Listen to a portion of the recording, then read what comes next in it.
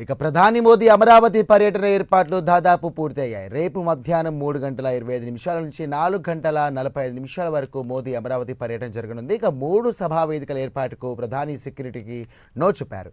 సభా వేదికపై 14 మందికి అనుమతించారు. ఇక ప్రధాని మంత్రి Modi, governor, CM Chandrababu, deputy CM Pavan Kalyan, మంత్రి నారా లోకేష్, కేంద్ర మంత్రులు రామ్మోహన్ నాయుడు, పెమ్మసాని చంద్రశేఖర్ తదితరులు సభా వేదికపై ఉండనున్నారు. ఇక మొదట మంత్రి నారాయణ స్వాగతోపన్యాసం చేయనున్నారు. తర్వాత సీఎం చంద్రబాబు ప్రసంగించనున్నారు. ఆ తర్వాత ప్రధాని మోదీ ప్రజలను ఉద్దేశించి మాట్లాడనున్నారు. 12 నిమిషాల పాటు ఇక మోదీ ప్రసంగం ఉండే ఛాన్స్ ఉంది.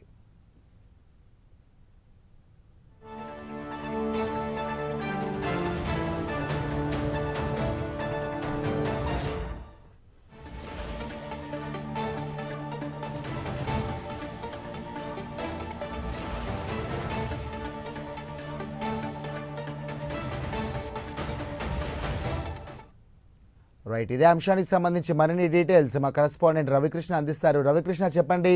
అమరావతి పునర్నిర్మాణం భాగంగా ఇక ప్రధానమంత్రి నరేంద్ర మోదీ రేపు రానున్నారు. దీనికి సంబంధించి కూడా అధికారులు ఎలాంటి ఏర్పాట్లు చేస్తున్నారు?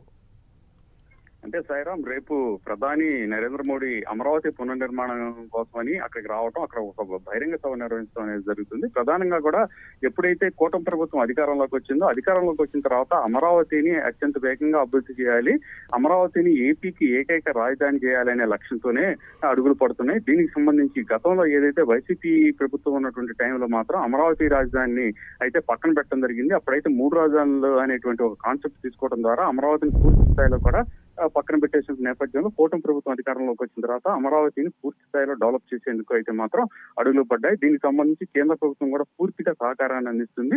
అదేవిధంగా ఐడిబిఐ బ్యాంకు కానివ్వండి, వరల్డ్ బ్యాంక్ కానివ్వండి, అమరావతి నగర నిర్మాణానికి పూర్తి స్థాయిలో కూడా నిధులు అందించేటువంటి ప్రక్రియ అయితే కొనసాగుతున్నటువంటి నేపథ్యంలో అమరావతి పునర్నిర్మాణ సభ అనేది రేపు ఏర్పాటు చేయడం జరిగింది. ఈ ఏర్పాటుకు సంబంధించి ప్రధానంగా మొత్తం అమరావతి ప్రాంతంలో సంబంధించినటువంటి రైతులు ఎవరైతే ఉన్నారో, రాజధానికి భూములు ఇచ్చినటువంటి రైతులందరినీ కూడా దీనికి ఆహ్వానించినటువంటి పరిస్థితి. నిన్ననే దానికి సంబంధించి ఎవరైతే అమరావతి ప్రాంతంలో ఉన్నటువంటి రైతులు ఎవరైతే ఉన్నారో వాళ్ళని జేఏసీ ఇంటికి వెళ్లి మహిళలకు బొట్టు పెట్టి మరీ ఆహ్వానించినటువంటి పరిస్థితి కనపడింది. ప్రధానంగా ఈ సభకు మొత్తం 5 లక్షల మంది హాజరవుతారు అనేటువంటి ఒక అంచనా ఉంది. ప్రధానంగా ఇక్కడ ఏదైతే ఈ సభ జరగనుందో ఈ సభకు సంబంధించిన ప్రాంగణం మాత్రం 100 ఎకరాల్లో ఏర్పాటు చేశారు.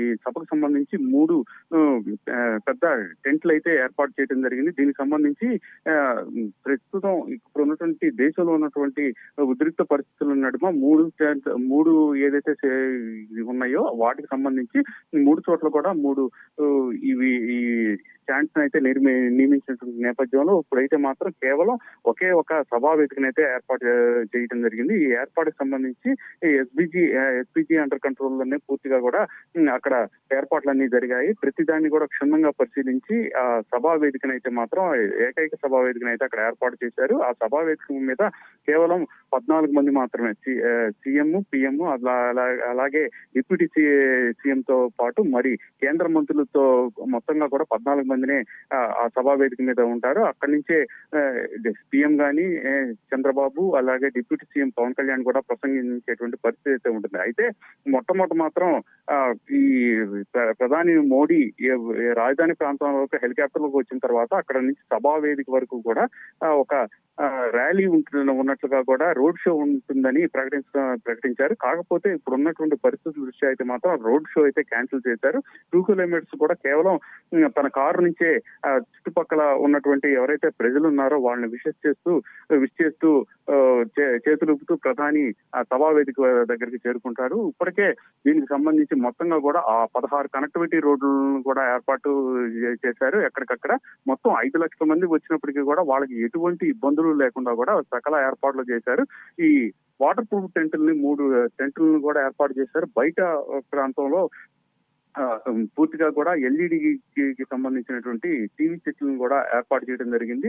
ప్రధానంగా కూడా వచ్చేటువంటి 16 రోడ్లు ఏవైతే ఉన్నాయో రాజధానికి ఉన్నటువంటి ఈ సభావేది దగ్గరికి వచ్చే 16 రోడ్లకు సంబంధించి కూడా ప్రతి చోట కూడా ఎల్ఈడి లైటింగ్ తో పూర్తిగా కూడా పట్టపగలుగా మార్చే విధంగా కూడా ఎక్కడికక్కడ పెద్ద పెద్ద జనరేటర్లు కూడా అక్కడ అమర్చినటువంటి పరిస్థితి అయితే కనపడింది. అమరావతిని అభివృద్ధి అతి త్వరలో అంటే 3 సంవత్సరాల్లోనే అమరావతికి ఒక రూపురేఖలు తీసుకురావడంతో పాటు ఆర్థికంగా రాష్ట్రంలో ఒక ఆర్థిక కేంద్రంగా ఏర్పాటు చేసి అక్కడ వచ్చేటువంటి నిధులతోనే రాష్ట్రం మొత్తాన్ని కూడా డెవలప్ చేస్తామని చంద్రబాబు నాయుడు కూడా చెప్తున్నటువంటి పరిస్థితి అయితే కనపడింది. ప్రధానంగా కూడా రేపు ఏదైతే అమరావతి పునర్నిర్మాణ సభకు ప్రధాని వస్తున్నటువంటి సందర్భంలో మాత్రం ఏపీ వాసులతో పాటుగా కూడా రాజధాని రైతులే మాత్రం చాలా ఆనందాన్ని వ్యక్తం చేస్తూ ఉన్నారు. అమరావతి ఒక రూపురేఖ తీసుకురావడంతో పాటుగా కూడా రాష్ట్ర అభివృద్ధికి ఏదైతే ఇతోధికంగా నిధులిస్తున్నటువంటి ప్రధాని మోడీకి వాళ్ళందరూ కూడా తమ అభిమానాన్ని చాటుకున్న పరిస్థితి అయితే కనపడుతూ ఉంది. కృష్ణ.